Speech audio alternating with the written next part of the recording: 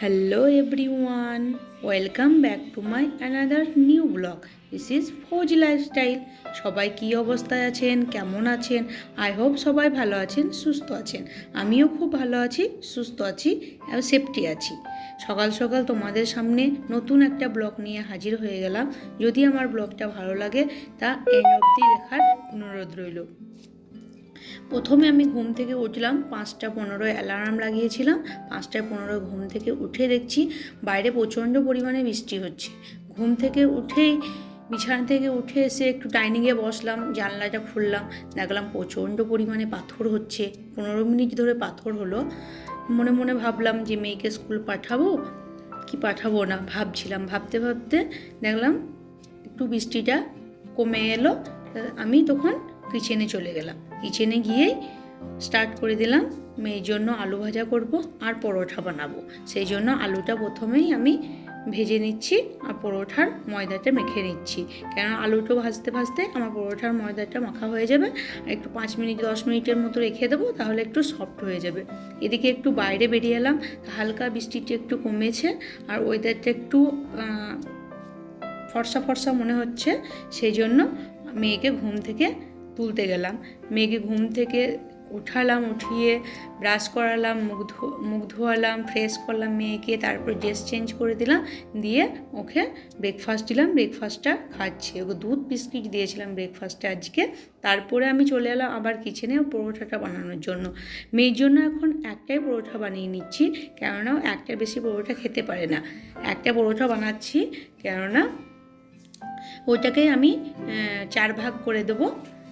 ওইটার মধ্যে 1 ভাগ ঘুরে আসবে, 3 ভাগ কমপ্লিট করে। পুরোটা পরোটা কোনো দিনই খেতে পারে না। সেই জন্য আমি ঝটাপট মেয়ের জন্য একটা পরোটা বানিয়ে নিচ্ছি আর এদিকে ফ্রুটটাও কেটে দিয়েছি। আমার পরোটাটা একদিকে বানানো, একদিকে মেয়েকে দেখছি ব্রেকফাস্ট খাচ্ছে কি খাচ্ছে না। ফোন নিয়েছে, মানে যখন যেটা মন হয়, মানে ফোন নিলে আর ব্রেকফাস্ট কমপ্লিট করতে টাইম লাগে। এদিকে মেয়ের ড্রেসটাও কমপ্লিট করে রেখে দিলাম আর মেয়েকে টিফিনেও দিয়ে দিয়েছি পরোটা, আলু ভাজা আর কলা। আজকে full sleeve dress, half sleeve dress press করে রেখেছিলাম কালকে রাতে, তারপর দেখছি বৃষ্টি হচ্ছে, সেই জন্য আবার ফুল স্লিভ ড্রেসটা প্রেস করে নিলাম। এরপর মেয়েকে রেডি করে দিয়েছি, পুরো স্কুল যাবে। কালকে স্কুলে আমি যেগুলো ওর জন্য নিয়ে এসেছিলাম সেগুলোকে স্কুলে নিয়ে যাবে, তা ওর ব্যাগে ভরে দেবো। ওর সেটাই বলছে, আমি এগুলো বলবো কী কী কিনেছি। তো ব্যাগগুলোতে ওই যে ব্যাগটা কিনেছে ক্লিয়ার ব্যাগ, ওটার মধ্যেও স্ক্রাব বুক, কালার, পেন্সিল, তারপরে ক্লে, আরও যেগুলো কেনা হয়েছে সেগুলো একটার মধ্যে ভরে প্যাক করে দেবো, স্কুল নিয়ে চলে যাবে। তা বলছে মাম্মি আমাকে দাও, তুমি ভিডিও করো, আমি ভরবো। আমরা ঠিক আছে তুমি নাও, তোমার যখন শখ হচ্ছে তুমি নিজেই করো তোমার বুক। আর আমার মেয়ে নিজে করতে বেশি পছন্দ করে। আমি যদিও গুছিয়ে দিই তাহলেও বলবে মাম্মি আমি নিজে গোছাবো, মানে আগ্রহটা বেশি সব কাজেই, শুধু বইয়ের গুছানো কাজে নয়, সব কাজেই নিজে করার আগ্রহটা বেশি। তো সব কিছু আমার হয়ে গেল। এদিকে বৃষ্টিতে একটু থেমেছে, তো মেয়েকে এখন বাসে উঠিয়ে দিতে যাচ্ছি। হালকা ঠান্ডা ওয়েদার বাইরে, আর নাচ শুরু করে দিয়েছে। খুব নাচতে ভালোবাসে। তা দেখো পুরো রাস্তাতে নাচতে নাচতে যাচ্ছে।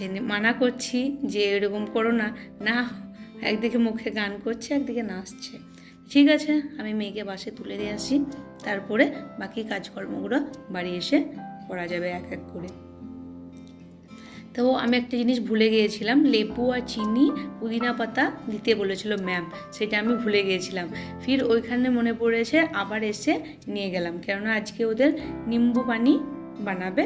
কিভাবে নিম্বু পানি বানায় সেটা ওদেরকে শেখাবে, সেই জন্য নিয়ে যেতে বলেছেন। এদিকে মেয়েকে বাসে চাপিয়ে দিয়ে আসার পরে আমি দেখো সামনেটা কালকে ধুয়েছিলাম, তারপরে রাতে বৃষ্টি ঝড় হয়েছে, আবার নোংরা হয়ে গিয়েছে। সেই জন্য আমি সামনেটায় এসেই প্রথমে ঘর না ঢুকে ঝাড়ু মারা শুরু করে দিয়েছি। পুরোটা ঝাড়ু মেরে দিচ্ছি, তারপরে ওর ওপর একটু হালকা পানি দিয়ে দেবো, তাহলে ক্লিন হয়ে যাবে। প্রচুর পাতা পড়েছে, ঝড় হলেই বুঝতে পারো যে পাতা, বাইরে যে নোংরা ধুলো টুলো সব কিছু এসে জড়ো হয়ে গিয়েছে। আর পানিতে না ইটগুলো একটু সরে সরে গেছে, সেগুলোকেও একটু আমি হাতে করে ঠিক করে দিলাম। আর পরিষ্কার পরিচ্ছন্ন থাকলে সামনেরটা দেখে সুন্দর লাগবে, আর সামনেই রোড, সবাই যাবে ওইদিকে। আর যদি সামনেটা নোংরা হয়ে থাকবে কি বলবে লোকে, বলবে নোংরা হয়েছে। আর আমি নোংরা এমনিতেই পছন্দ করি না, সব কিছু সব সময়তে ক্লিন, নিট অ্যান্ড ক্লিন থাকবে দেখে সুন্দর লাগে আমাকে ভালো লাগে, আমার সবাইকেই ভাল লাগে। সুন্দর পরিষ্কার পরিচ্ছন্ন জায়গাতে দেখতেও ভাল লাগে। আর এখন একদিন পর একদিন বৃষ্টি হচ্ছে, এমনকি ডেলি বিকেলেও বৃষ্টি হচ্ছে, এমনকি পাত্তাপুত্তি সব নোংরা পড়ে থাকলে না ওগুলো ভিজে গেলে একটা বাজে স্মেল আসবে, দেখে খারাপ লাগবে। সেই জন্য আমি কি করি, প্রতিদিন যতটাই পারি ঝাড়ু মেরে রেখে দিই। আর যে কাজরাওয়ালা ভাইয়াগুলো আসে ওরা ভরে নিয়ে চলে যায়। তা দেখো সামনেটা আমি ঝাড়ু দিয়ে একটু পানি দিয়ে দিলাম, কত সুন্দর লাগছে এখন।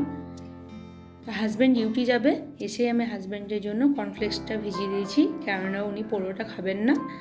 হ্যাঁ, অয়েলি জিনিস ডেলি ওর পছন্দ নয়, সেই জন্য বললো আমাকে কর্নফ্লেক্স করে দাও, আমি কর্নফ্লেক্সটাই খেয়ে নেবো। সেই জন্য আমি কর্নফ্লেক্সটা ভিজিয়ে দিলাম। উনি এখন ল্যাপটপে কাজ করছে। এদিকে আমার হাতে একটু টাইম আছে, সেই জন্য আমি ভাবলাম গ্যাসটা মুছে নিই, কালকে রাতে মোছা হয়নি সেই জন্য। আর ভাতের ফেনাগুলো পড়েছে, দুধ পড়ে গিয়েছিলো কালকে একটু, সেই জন্য ভাবলাম গ্যাসটাও মুছে নিই। আর ডেলি গ্যাস রান্না করার পরে মুছলে তেল চিটটি ভাবটা থাকে না, আর ক্লিন থাকে, দেখে সুন্দর লাগে, রান্না করতেও একটা এনার্জি বাড়ে। তা আমি গ্যাসটা পুরো এখন মুছে নিই, তারপরে আমি তখন স্নানে যাব। আর এমনিতে ব্ল্যাক জিনিসের ওপরে কোনো কিছু পরলেই সেটা হোয়াইট দেখা যায় না, দেখে আরও খারাপ লাগে। তো আমি পুরো কিচেনটা নিচেগুলো সবগুলো মুছে নিলাম ভালো করে। এরপরে তো হাজব্যান্ডের কর্নফ্লেক্সে কলা দিতে ভুলে গিয়েছিলাম, তো কলাটা আবার কেটে দিয়ে দিলাম।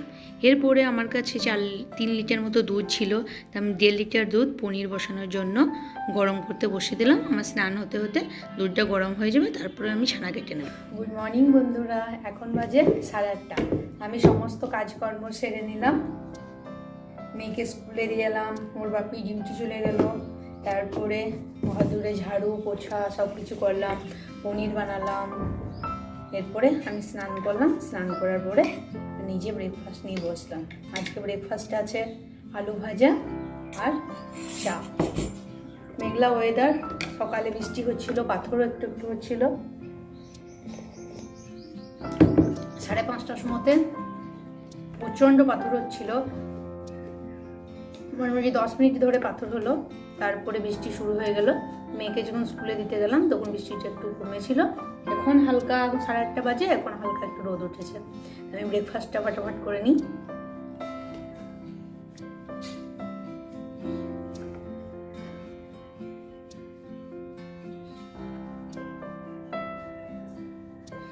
আমার মেয়ের জন্য টিফিনে পরোটা দিয়েছি, আলু ভাজা দিয়েছি, আর আমার জন্য পরোটা আলু ভাজা। ওর বাপি তো কর্নফ্লেক্স নিয়ে খেয়েছেন, কারণ ওর বাপি পরোটা খাবে না প্রতিদিন। আর আমাদেরকে তো ঠান্ডার সময়তে তেলে ভাজা যত দেবে তত ভাল লাগে, আর ওর বাপি অ্যাভয়েড করে সব খাবার তেলে ভাজা দেবে। তো আমি ব্রেকফাস্টটা করে নিই, তোমাদের সঙ্গে আবার পরে দেখা হচ্ছে।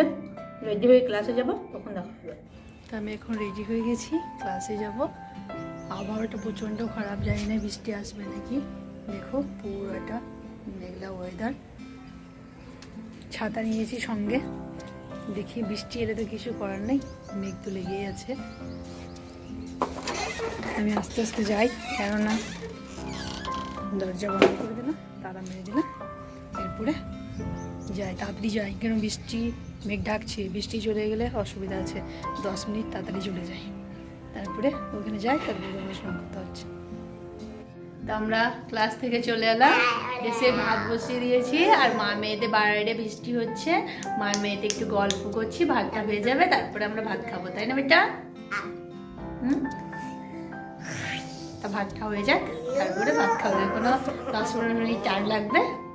বৃষ্টি আজকে প্রচণ্ড বৃষ্টি হচ্ছে, যাওয়ার সময় তো বৃষ্টি, আসার সময়তেও বৃষ্টি, পুরো দিনটাই বৃষ্টি, তাই না? ঠিক আছে, রান্নাটা হয়ে যাক। তোমার ভাত হয়ে গিয়েছে, ভাত নিয়ে বসে পড়েছি।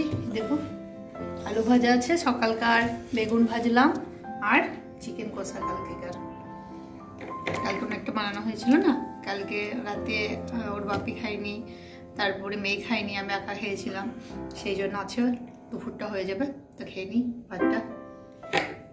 তুমি খাবে না ভাত? মেয়ে ম্যাগি খেলো, বলছে প্রচণ্ড ভোগ লেগেছে, কিছু বানিয়ে দাও। সেই জন্য ভাতটা হতে দেরি হয়েছিল, সেই জন্য মেয়েকে ম্যাগি বানিয়ে দিয়েছি, তাড়াতাড়ি খেয়ে নিয়েছে। তো একটু পরে ওকে ভাত ঠিক আছে, তোমাদের সামনে আবার পরে আসছি। হ্যালো বন্ধুরা, তো ঘুম থেকে উঠে পড়েছি।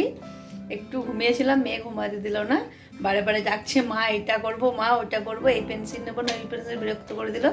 ঘুম তো হলো না, আর বাইরে ঠান্ডা হাওয়া দিচ্ছে, সেই জন্য মনে হচ্ছে কিছু মুখরোচক কিছু নোনতা জিনিস খায়, সেই জন্য একটু বানানোর চেষ্টা করছি।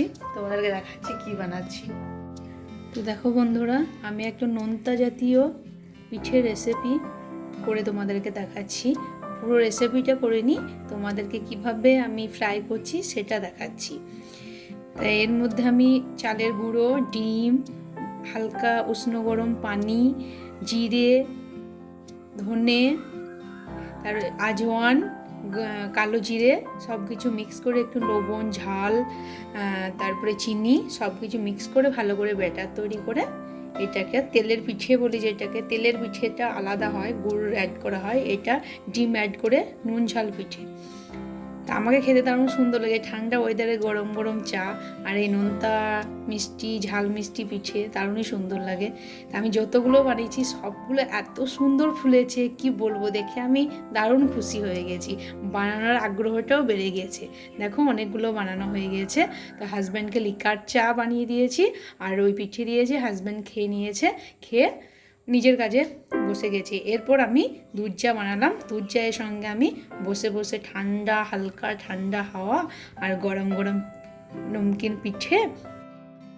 তো এখন হাজব্যান্ডের সঙ্গে বসে বসে চা খাই আর একটু গল্প করি।